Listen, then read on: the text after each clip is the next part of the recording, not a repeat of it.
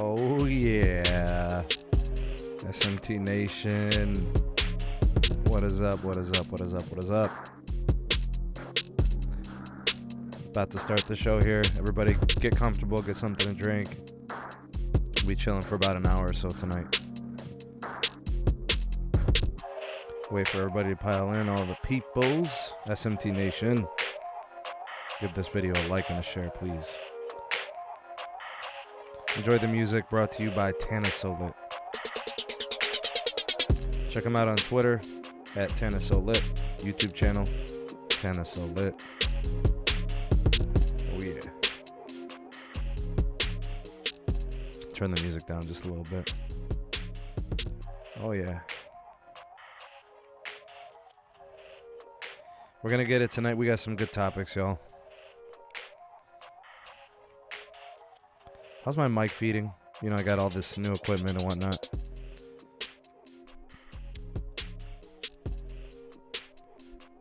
Let me know that my sound is good. Music isn't too loud. All right, happy Friday to everyone. December 11th, 2020.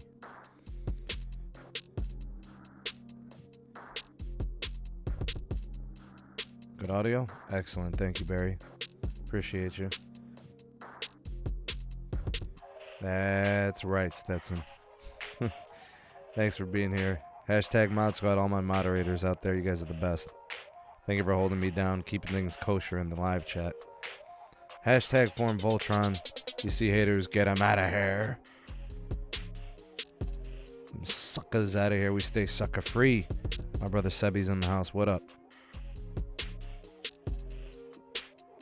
MS saying it's a little bit lower than it needs to be. Really? It's got to be good now. Come on, man. It's got to be good now.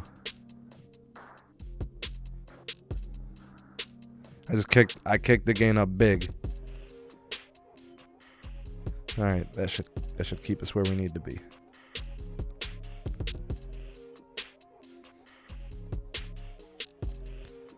Audio's good. You know what? Let's turn the music up. DJ, kick the music. Downtown, I got that heat, let's go.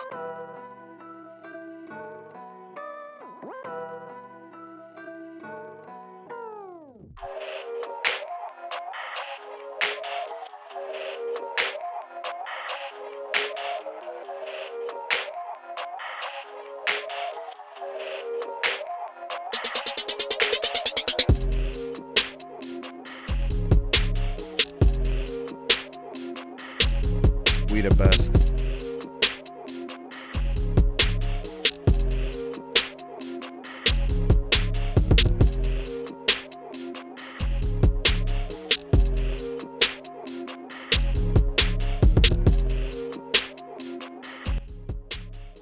All right, we are ready.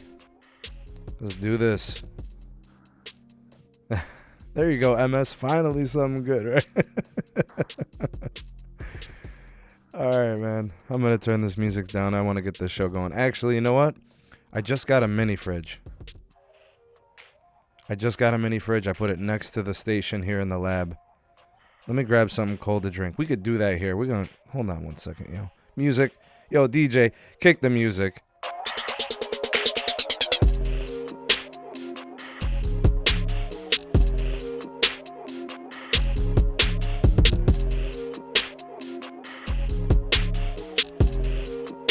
Yeah. Woo.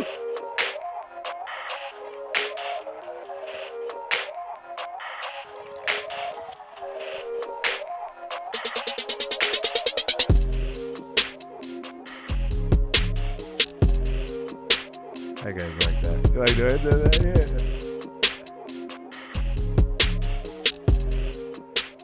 All right, I need to stop playing.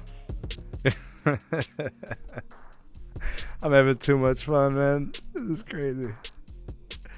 Yeah, that's right, brother. All right. So what we're going to do today? What are we going to do here? We got topics to discuss. We got stuff to discuss. Let's see. I got a lot, actually. I tried to put as much as I could into the the description of the video, but I could only fit so much. What's up, Max Tech Studios? Pete, Sebi, Mike West, appreciate you guys. Thanks for being here. Ron, I am excellent. I hope you're doing well as also. So, it's Friday, man. It's good. TGIF, as they say. All right, we got some news coming out of Verizon. Things are not good in Indianapolis, apparently. Probably pissed about that, right? Sheesh. What's up, Dan? How you doing? All right, so Verizon's dealing with some pushback in Indianapolis. I'll tell you guys all about that. I hear you, Michael. That's what I'm saying. You know? We're going to talk a little bit about the T-Mobile 5G hotspot deal and the device. I have a little bit of commentary on that and some thoughts and opinions on it. So that's another topic we'll cover. Let's see what else we got here. Man, I got all types of notes, man.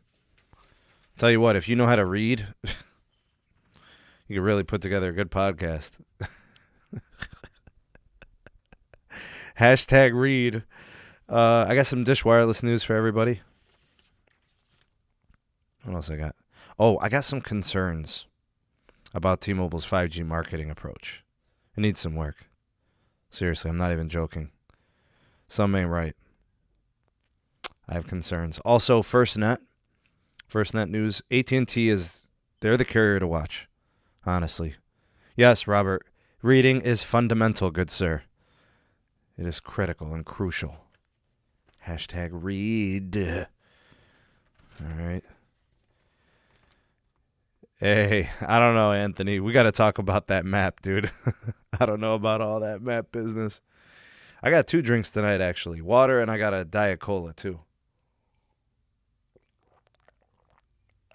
What do you guys think of the new layout on the podcast? What do you think of, like, the images and the layout and the setup there? What do you guys think? That's right, Sebi. Hashtag read. Yeah, Tyrone, I know. It is crazy. That's right. I don't know. I don't think anything's ever going to work. We'll see what happens. All right. Appreciate the feedback, Kimon. It's good news. Let's see here. Stetson. Thanks, man. Appreciate it. Thank you. Dish is doing some good things, man. They're building up the company. We'll talk about it today. I've been on Dish for a while now. Honestly, I've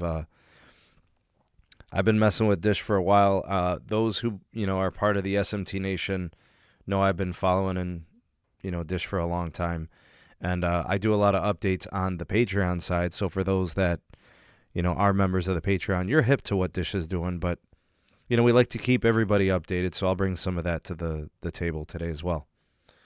All right, so without further ado, let's start with the first bit of news. This one out of the FirstNet. This is AT&T news. All right, now, the FirstNet contract for AT&T is huge. I don't think it can be, sliced any other way. A lot of people know AT&T as the phone company. Big shout out to Pete, one of my moderators. He's in there right now. Big shout out to him.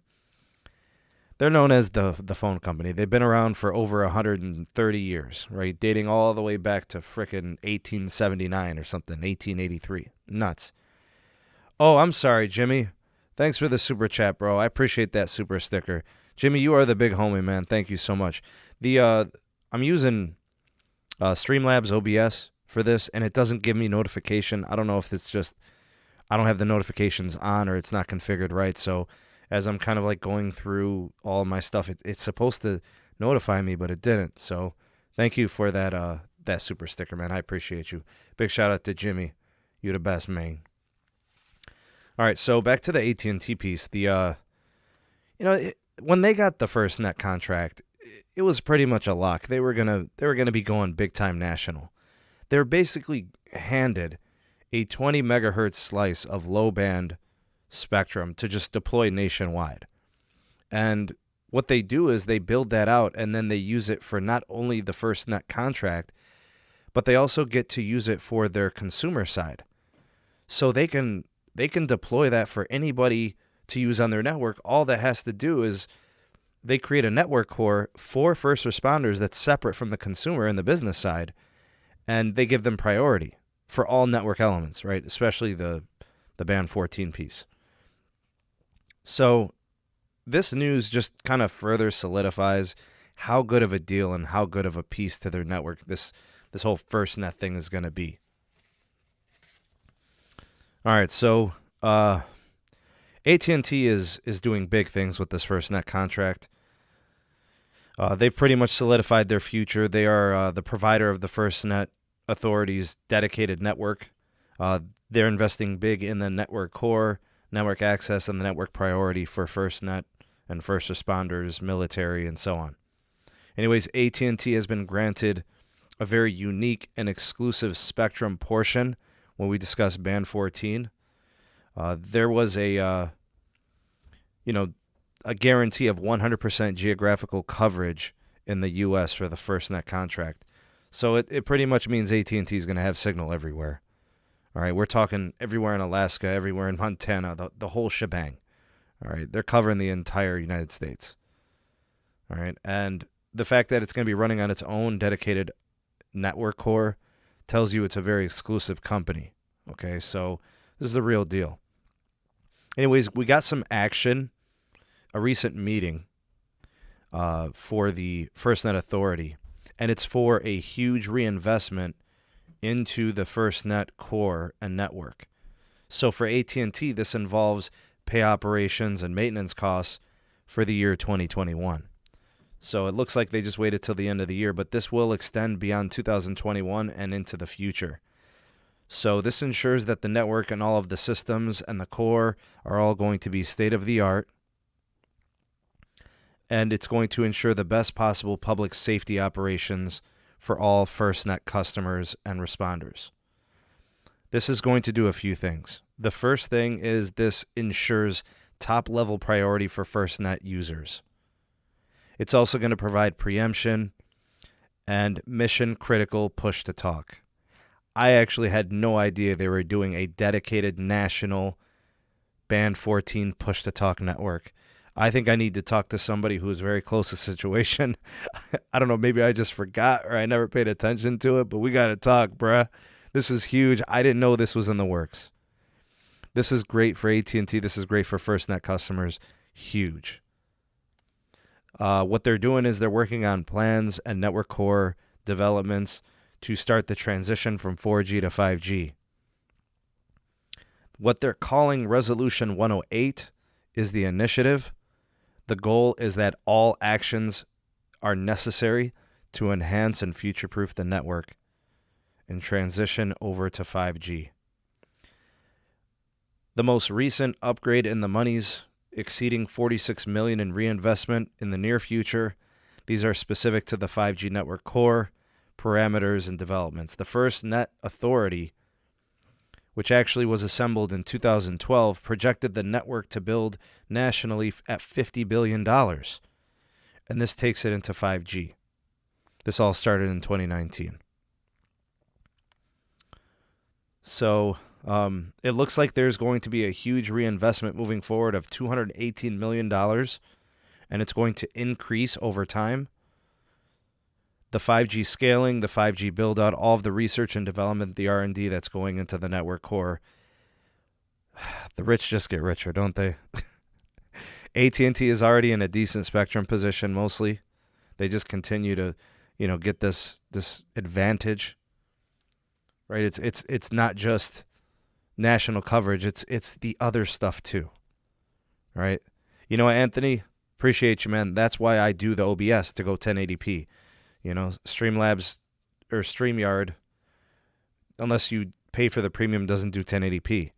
But I don't like the lack of granular controls. I like OBS personally. But anyways, Band 14 is a huge piece of what AT&T is doing moving forward, along with the FirstNet deal.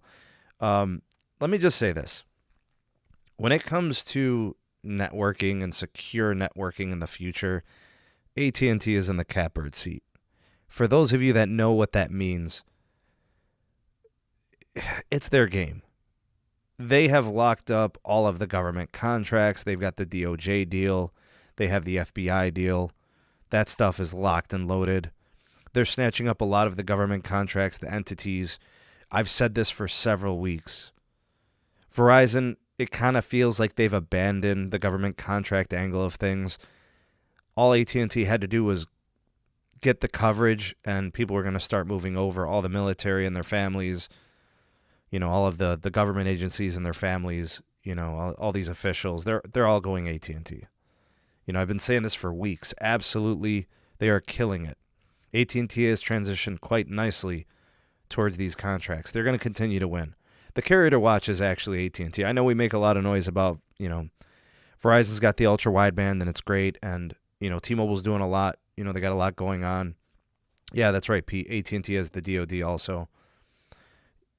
It's kind of their world right now. The realignment of what they're doing with HBO Max, what they're doing with media, they seem to be getting on track. They're selling off a lot of the stuff they don't need.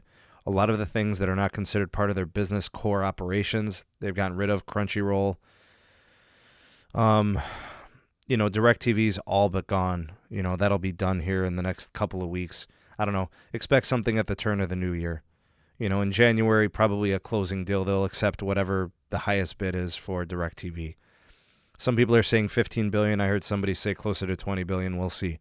They're taking an L on it, but it is going to be useful in reducing their debt and building out their network. AT&T is in the catbird seat. We're expecting them to bid big in C-band. It'll put them in a good position moving forward. They won't be spectrum starved. They'll be at an advantage. They'll be able to compete with T-Mobile. In fact, in my opinion, with the FirstNet deal, it puts them well beyond T-Mobile in terms of reach and coverage. So, I'm a big fan of what AT&T is doing in wireless. Put all the personal feelings aside, how you feel about their customer care and pricing and bill pay and all that other stuff. But in the wireless networking side, it's there's nothing to argue, They're doing huge things. That FirstNet deal is crucial. Don't be surprised if a lot of people start to feel the network coverage difference in AT&T. They're just, wireless-wise, they're just a different company now. So nice job by them. They continue to solidify that relationship with the FirstNet Authority. Good stuff.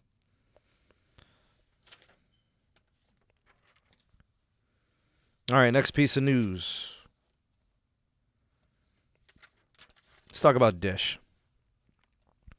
All right, so for those of you that have been following any Dish news, which may not be many of you, a lot of people have taken the stance that, maybe we should kind of wait. Pump the brakes on Dish. They're not really doing much yet. They're not a legit player just yet. In my opinion, these are the most fun times to watch a company as they build a greenfield network, right? Something that's never been done before here in the United States. There's a certain model for it in Japan, like with Rakuten and some other entities there in Asia. But what they're doing is interesting. They're going completely cloud-based. They're building from scratch. They don't have to follow any, preconceived way of building a network. They don't have to follow AT&T or Verizon or T-Mobile or any of that. They build from scratch. So they're interesting. The way they're going to build out their network is fun to follow. So they got deals with VMware, Mavenir. They purchased Ting. They changed the plans. They're running Boost, and they've got access on the T-Mobile network. They're going to build their own. They're going national 5G. They're going to do consumer. They're going to do enterprise. They're actually very interesting. So the news was actually commentary coming from Crown Castle Tower Installation Company. Them, American Tower, some of the biggest names in tower installations nationwide. So Dish Wireless, they've got a deal with Crown Castle. They've had it for a while. It's been a couple of weeks at least, maybe 4 or 5 weeks. But we got some commentary from Crown Castle, and they're going to be a big hitter for Dish Wireless. They're going to be the tower site installer and builder for Dish on a grand scale. It'll be mostly their action. The Crown Castle CFO boasted about the relationship at the Barclays conference today. Dish has referred to Crown Castle as their, quote, anchor infrastructure partner on the tower side. And this is very meaningful. Crown Castle will be a big part of Dish's build. I think it's pretty clear that they're going to be the heavy lifter. Dish will be going through them. So if you are following any type of investment into tower companies, Crown Castle looks like a decent investment. I know they just laid off 250 workers, but that seems to be a common trend during the pandemic. So I don't know. I don't know if that's something I need to emphasize about 2020 or whatever the case may be.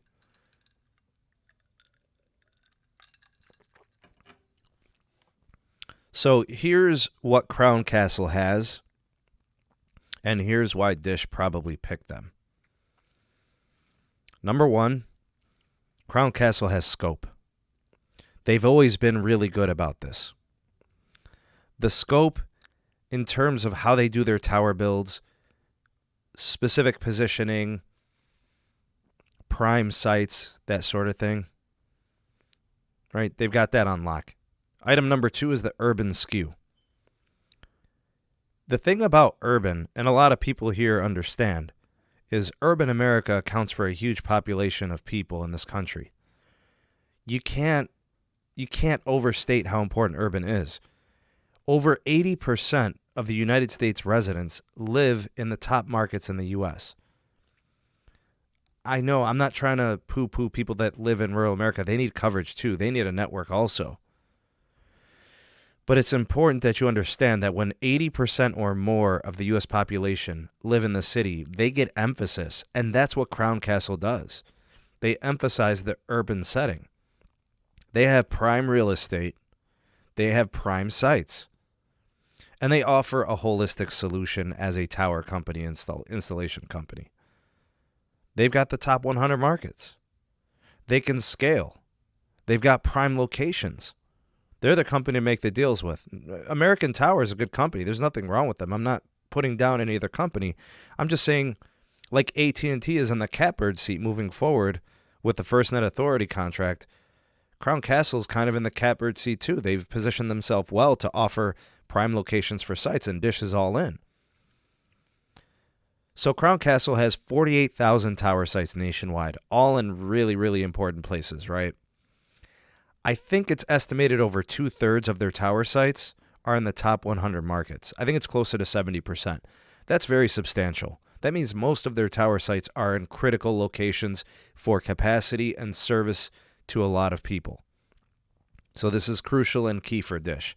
They really did not have a better option than to really emphasize Crown Castle. So this is looking good for Crown Castle. If you're an investor, this is a good deal. If you are, a Dish fan or something like that, this is good as well. I'm guessing that the shares probably fluctuated a bit in the favor of Dish and Crown Castle. But here's my takeaways from this news. Number 1, Dish is going to build from the inside out. Inside big markets, outwards to the more extended regions and areas. Now, most networks build this way, right? That's what T-Mobile is doing with their capacity needs. They're starting in bigger markets wherever they have the most market share, and they're building outwards. So that's typically what they do. It's also the easiest way for them to reach their FCC concessions. Like if they're going to reach all of those goals that they have to hit, this is probably the best way for them to do it at a decent time frame. So we expect to see them reach their deadlines based on this approach. I think that's fair to say. My second takeaway is actually, I think we're going to start to see, although it may be very late in 2021, I just want to say that we may see some markets at the end of 2021. Limited rollout, but measurable. You get what I'm saying? I think we're going to start to see a couple markets here and there, November-ish, December-ish. Get what I'm saying? I think we're going to start to see some really nice market development for Dish. So it's going to be your New Yorks. It's going to be your Chicagos, your San Franciscos, your Washington, D.C., your Miami. Where Dish plans to start big is going to be those cities, so expect that. So the rest of them, more national, 2022. Maybe that means pump the brakes for where you're located, but if you were thinking about Dish as a provider, wireless provider, you might have to wait unless you're in a big city.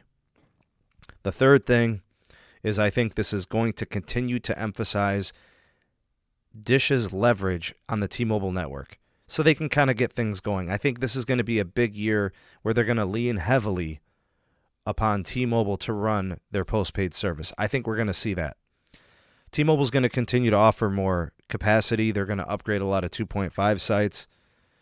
That way they can serve all these customers. I mean, it benefits them. They're going to be charging Dish for access. So, yeah, it makes total sense. But, yeah, expect postpaid service from Dish very, very soon. We're going to see some stuff in the upcoming future.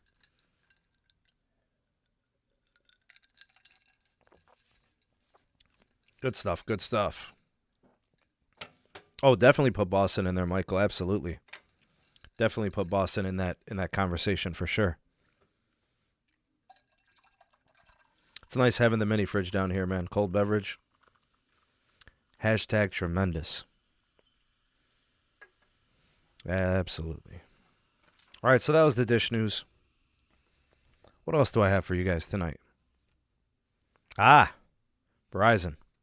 Got some Verizon news. I think we got a little bit of every carrier today. This is good. We like balance. All right, next piece of news. This one out of Verizon.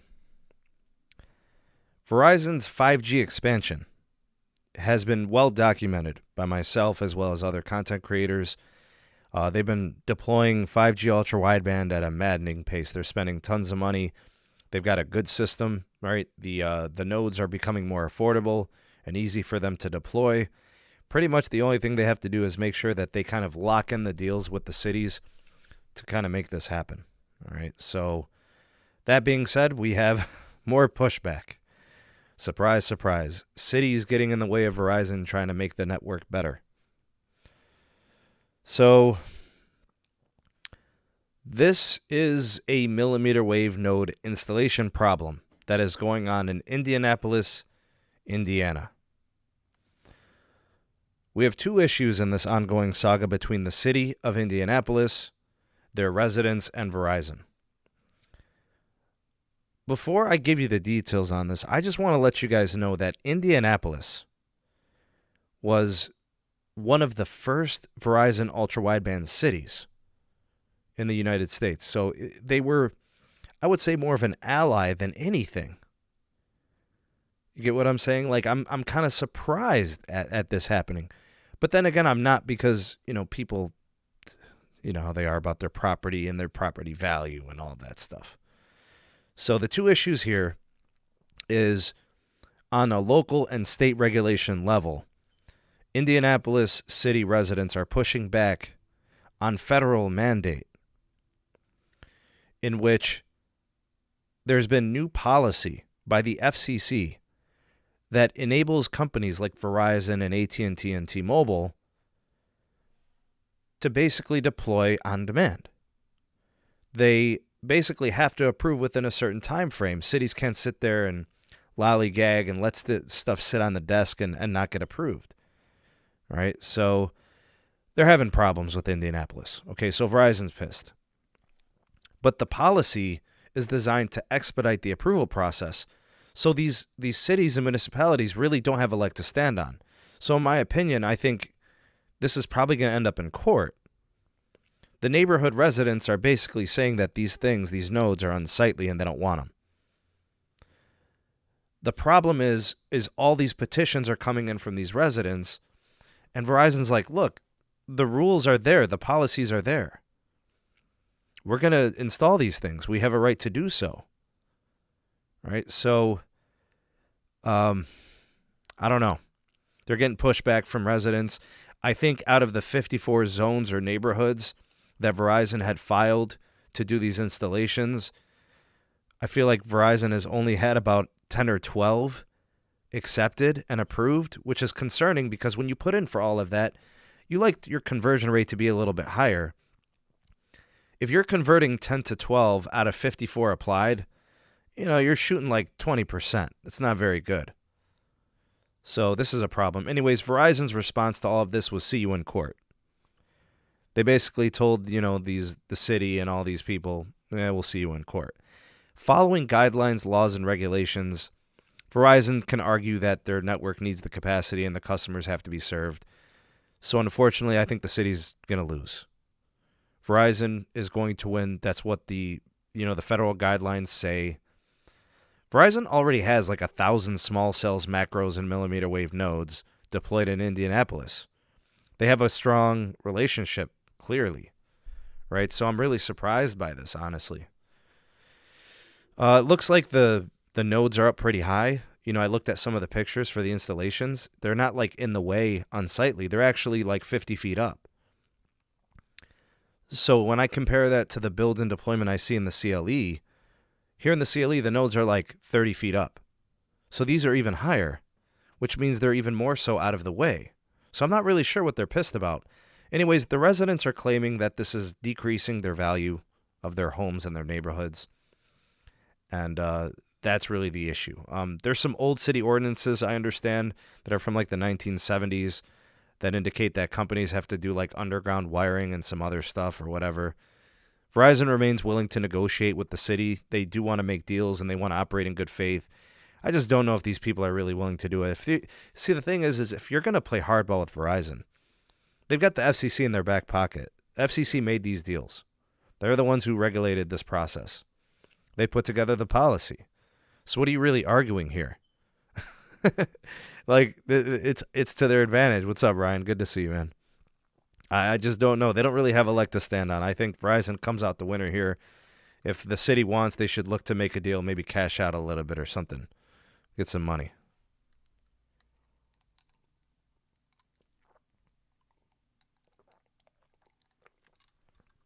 What's up, William? Good to see you. Hey, you ain't lying, Barry. I'm with you. Yeah, Anthony, I'd never heard that before. I don't know what these people are thinking. Anyways, that's Verizon news. This has been an ongoing problem. We saw T-Mobile going through the same thing in San Francisco. People want better cell phone service, but they don't want the pains that come with it, like the installations of the nodes, the improved infrastructure, the investment into the tower sites. I don't know. I really don't. I don't know what they expect. You just want like magic to happen. You just want improved cell phone performance without macro site upgrades and additional nodes installed. I don't know. What's up, Jamil? Good to see you, bro. Yeah, I don't know what their expectation is. All right. So we covered Dish, we covered Verizon, and we covered AT&T, didn't we? Good stuff, good stuff. I got 2 pieces for T-Mobile. All right, let's talk the T-Mobile hotspot stuff, okay? Good stuff here, good stuff. So the T-Mobile 5G hotspot situation, this was news that broke yesterday, I believe, yesterday morning or something. The T-Mobile 5G hotspot has 2 pieces to it. They've got a new hotspot plan, and they have a new piece of hardware, a new 5G. Hey, what up, Jimmy? The Inseego 5G MiFi M2000. That's the name of this hotspot device. So we've got this new 5G compatible hotspot with a new plan where it's going to leverage 2 types of 5G. Their low-band 5G, which is the 600 megahertz variety, N71, and then the mid-band 5G variety, which is 2.5 gigahertz, N41. The device itself will cost $336 for the time being. I guess it's on sale for half off. It is Wi-Fi 6 compatible. It is USB-C charged, which is good. The plan, valued at $50 per month, gets you 100 gigs of high-speed data. I don't know what happens after 100 gigs of high-speed data, unfortunately. I could not find the details. I'll look for that, though. I'm not sure if it falls back or just if it goes to like 2G or 3G or something, or if it just gets cut off. I'm not sure. But it does connect to all the LTE bands on the T-Mobile network, including Sprint components and all their 5G, except millimeter wave. It does not connect to millimeter wave. No N260, no N261. Oh, okay, so it does fall back to 2G speeds. That's trash. All right, that sucks. Anyways, you can connect to up to 30 devices simultaneously. The service plan and the device are available as of December 13th, which would be, like 2 days from now. All right. Oh, that's cool news, Zachary. Hit me on Twitter, bro. It'd be something I'd want to maybe DM me that link, man. I'd take a look at that press release.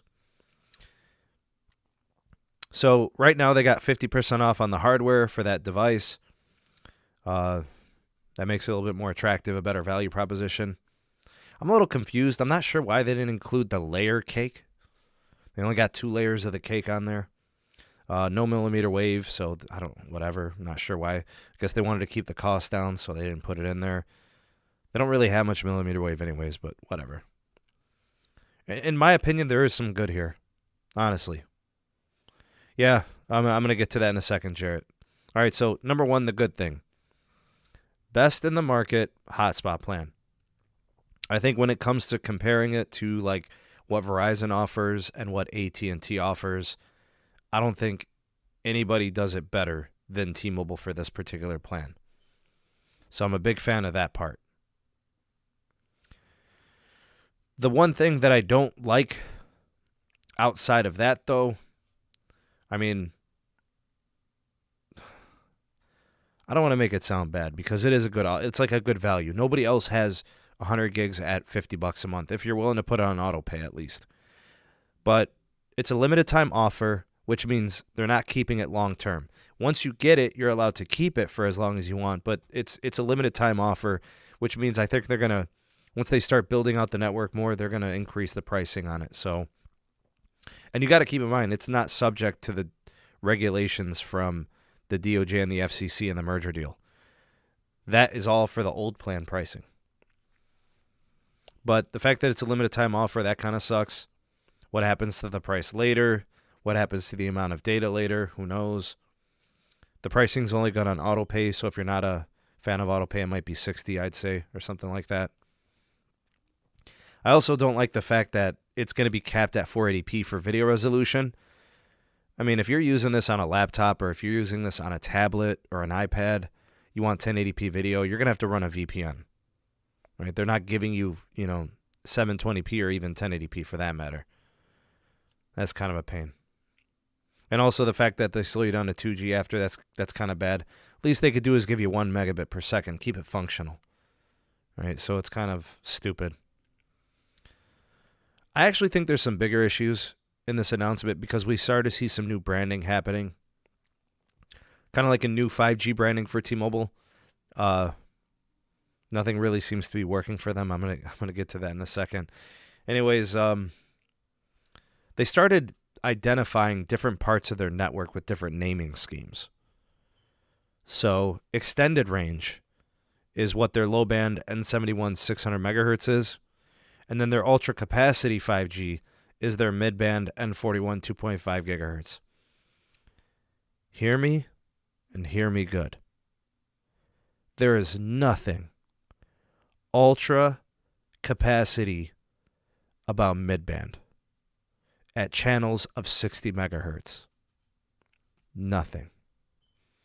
Every time I've connected to N41, I've connected to 3 or 4 sites in the CLE. It's been between 200 and 300 megabits per second. I've connected to AT&T and Verizon sites on LTE and gotten those speeds.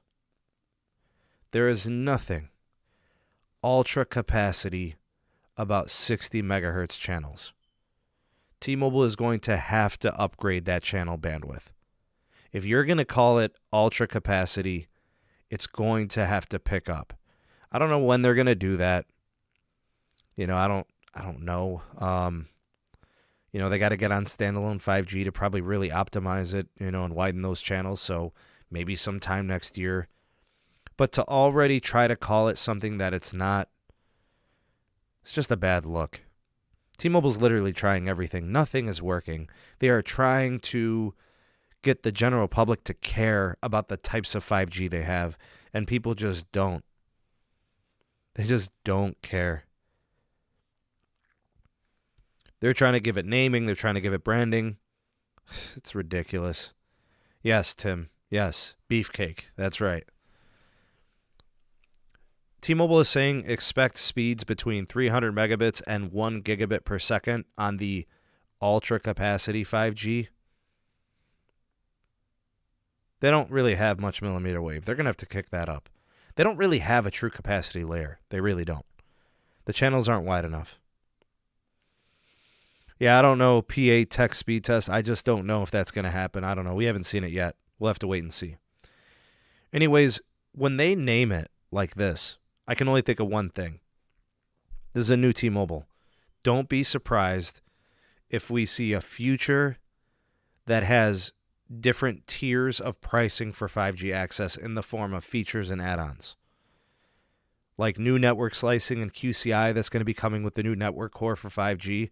Don't be surprised if people are going to be paying for a specific type of 5G access on their standalone 5G network core in a couple of years. Because the DOJ and the FCC concessions are only valid for the first 3 years post-merger. So you started the clock April of 2020. So April of 2023, it's over. They can do whatever they want with pricing.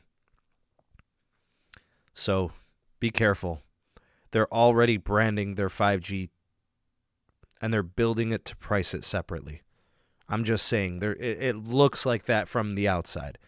I'm not guaranteeing that it's going to happen. I've kind of already predicted this, having discussions with people that are kind of in the know. They give me that impression. That's what it sounds like. Although I really hope they don't do that. It's just the network builds are expensive. T-Mobile's about to dump big money into this whole mid-band thing.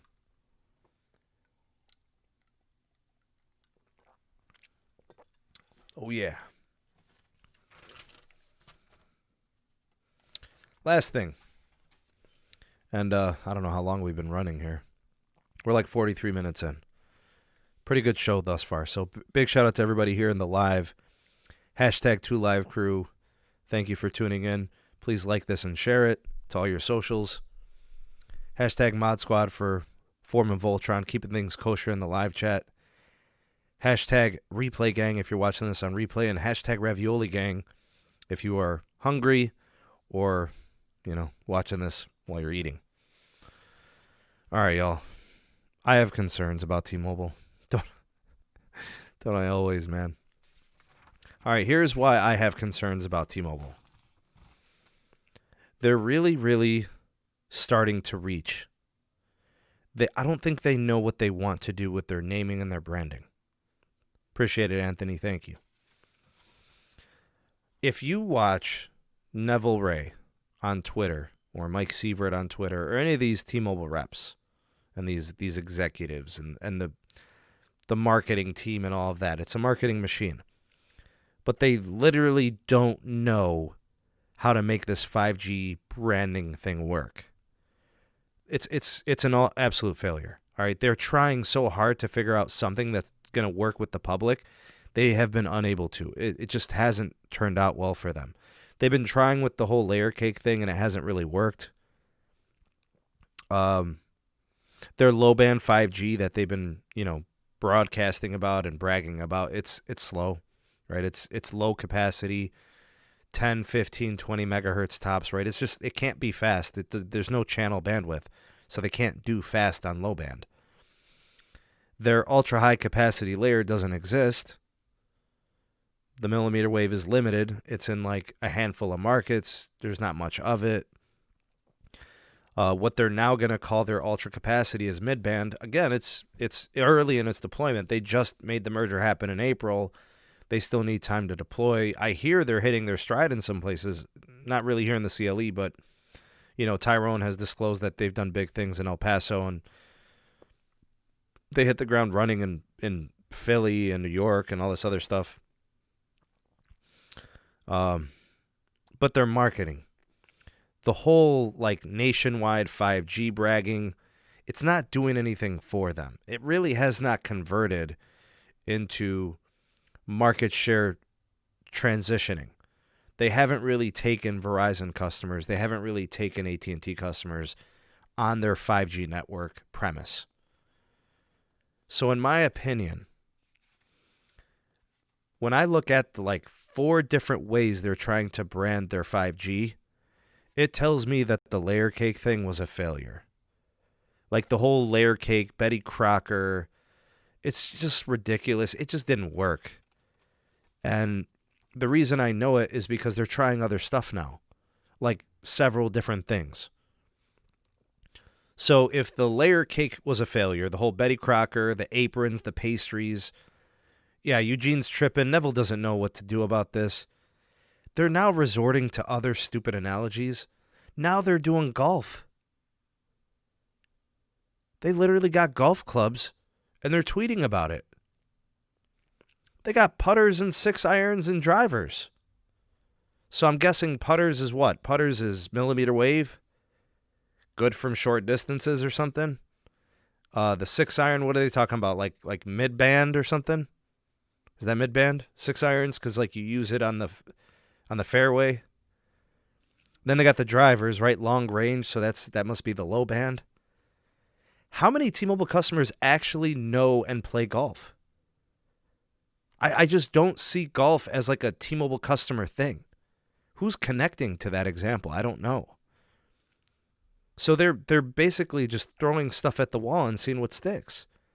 The layer cake failed. Now they're going to golf. That's like the most recent one. I'm probably going to take a poll on Twitter. If you don't follow me on Twitter, hit me up at SneedTech. I'm going to do a poll. I've also seen paintbrushes.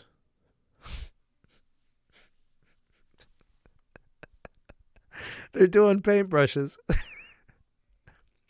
They got the roller, they got the regular brush, and they got frickin' the detailed brush. So the roller brush, I'm guessing, is for doing large parts of the wall. The regular brush is the mid band. So the roller brush is the low band, and then they got the detailed brush. That's the millimeter wave. What is going on? Oh man, this is crazy. Nothing's working. Oh, guys, they're doing boats now. Yeah, they're doing boats.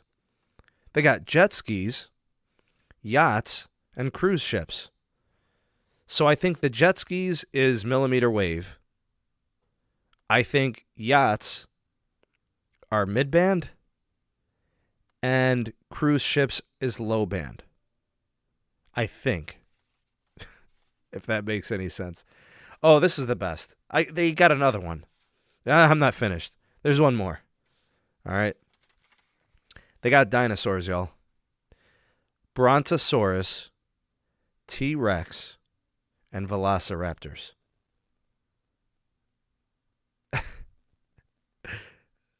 So a brontosaurus is the low band, the T-Rex is the mid band, and the velociraptor is the millimeter wave. Is that what we're doing now? We got dinosaurs. All right, look, if your kid, all right, so I got a 4-year-old. If your kid likes dinosaurs, you could read him the T-Mobile 5G coloring book. You get what I'm saying? Guys, the T-Mobile 5G marketing has degenerated into a cartoon puzzle book. We got dinosaurs, we got boats, we got paintbrushes, we got race cars, trucks. I don't know what's going on. Yeah, you could do the planes, right? So it'd be like the charter plane, and then it would be like the private jet, like this is getting insane. Meanwhile, Verizon is winning 5G. And the reason I know Verizon is winning 5G, all you got to do is watch NFL football on Sundays. Hashtag 5G built right is all over NFL Sundays. It's trending on Twitter. It's all over the place. It's on every commercial. That's all I see. I'm watching the Browns on Sunday. I'm watching the NFL afternoon games. I'm watching the evening games, the games at night. It's all Verizon 5G. It's all 5G built right. It's all 5G ultra wideband. Nationwide 5G plus high capacity. Kimon, I think you're right. Verizon marks confidence. I think you're right. They've gone all in on one branding, and they've dumped a whole bunch of advertising dollars into it, and they're just going with it. And they're just going to drive it all the way home. They're going to force the issue. Just like they forced the issue with ultra wideband, they're going to force the issue with the marketing. They've hit the most important sport in America. They have the relationships in the stadiums with the ultra wideband. People can use it and test it there. It all works. The unfortunate thing here is it's working for Verizon, but it's not working for T-Mobile. Their branding, their advertising, and their approach to 5G is not resonating with the general public. I'm concerned in that if they keep throwing stuff at the wall, they're indicating that it's not working. Investors see that. So if Mike Sievert is trying to convince people to invest in his company and they're doing the right things, I mean, what's this telling them?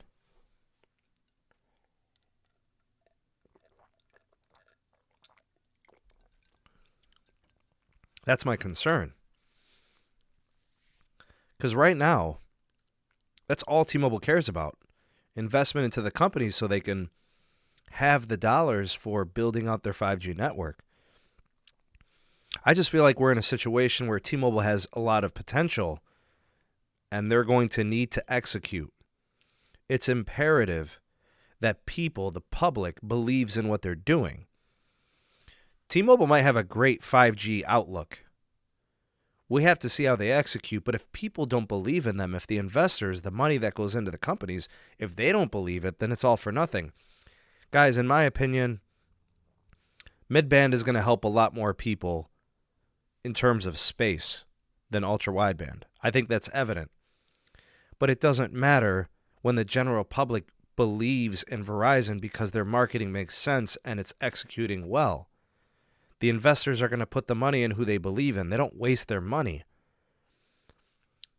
So when Mike Sievert comes out and says, hashtag Eugene, when he comes out and says Verizon won LTE, but we're going to win 5G, you have to prove it. You've got to convince people of that.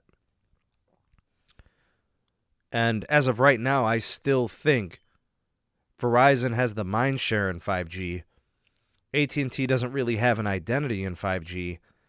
And T-Mobile's got dinosaurs and boats and paintbrushes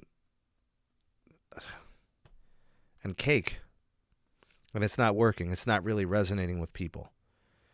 So unfortunately, that's the story, and I'm sticking to it. My concern is that T-Mobile is not getting people to buy in. The general public does not care or understand or want to care or want to understand the differences in 5Gs. Zach, that might be the way to go. Fast, secure, and nationwide. Fast, it's got to be a huge upgrade from 4G LTE. Secure, because people understand that in 2020, they want things locked down and not to be compromised. And nationwide makes sense. They want it everywhere they go. Totally makes sense. I don't know. Maybe one of these examples eventually catches on. We'll have to see. Anyways, I'd like to hear your take. For those of you that are here in the live, obviously you've been chatting. I've been kind of reading some of the stuff you guys have been writing. So your banter back and forth is greatly appreciated. So thank you for being a part of that conversation. These are just conversation pieces. I'm not trying to, stir up the pot or anything like that, but I'm looking at the advertising prowess of Verizon. It just seems like they're doing it big. I feel like AT&T's kind of 1 foot in, 1 foot out with 5G in terms of their approach. They kind of want to do ultra wideband, but not all the way. They kind of want to do low band, but not all the way. I don't know. They kind of have a little bit of T-Mobile in them and a little bit of Verizon in them. But it's not really all in one way or the other. We'll have to see what they do with C-band. That'll be really important. Same thing with Verizon. We'll have to see what they do with C-band. They'll be able to bolster consumer wireless and things like that.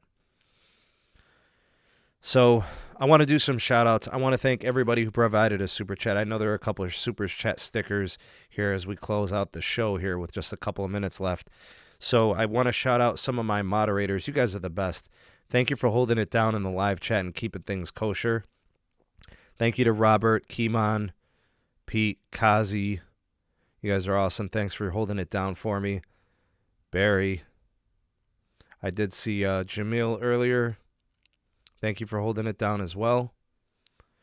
Man, I can go all the way back in Streamlabs. I like this. I did see the homie Mike West was here. Appreciate you for holding it down, brother. We got Brennan. You guys are the best. Thank you for keeping things kosher and clean in the live chat. Appreciate you very much. Thank you for your time. Thank you for your efforts. Big shout out to the viewers, the SMT Nation. Thank you, Aaron. Thank you, Ron. Thank you, Jazu, Fabrizio, Zachary, Corby. Thank you guys for always watching and supporting. Luis, Stuggs, Anthony, William. Thank you guys for watching all the content. Thank you for being a part of the SMT Nation. I won't keep you guys too long. Let's just kind of close out the show. If you would like more access to the SMT Nation, you want to take your wireless carrier news, network information, speed testing, and coverage, you want to take it to the next level, consider becoming an SMT patron. You could support the SMT with a small monetary donation on the monthly, get additional access to channel content, exclusive access, patron-exclusive live streams, patron-exclusive videos and updates, vlogs, polls. There's a lot going on there. So if you like what we're doing on the YouTube side and you want to do some more, you want to get some additional exposure, check us out on Patreon. There's a link down in the description box below. Again, thank you all so very much for being here. Hashtag Mod Squad, all my blue names with wrenches. Hashtag 2Live Crew, those watching this in the live. Hashtag Replay Crew for those watching it on DVR. And hashtag Ravioli Gang for those eating or were hungry during the production of this live stream on this podcast. Thank you guys so much. Thank you, Lawrence. Appreciate you. Please do subscribe if you're new, first time here. Also activate that bell notification icon so you never miss an upload from the SMT. Make sure you do check out the Patreon page, become a member. And that's pretty much it. I think I will leave you with that. I hope you all have a great weekend. I wish you wealth. I wish you health. And I hope to see you soon on our next podcast or our next production with any video or update. Y'all take it easy. See you soon. Peace.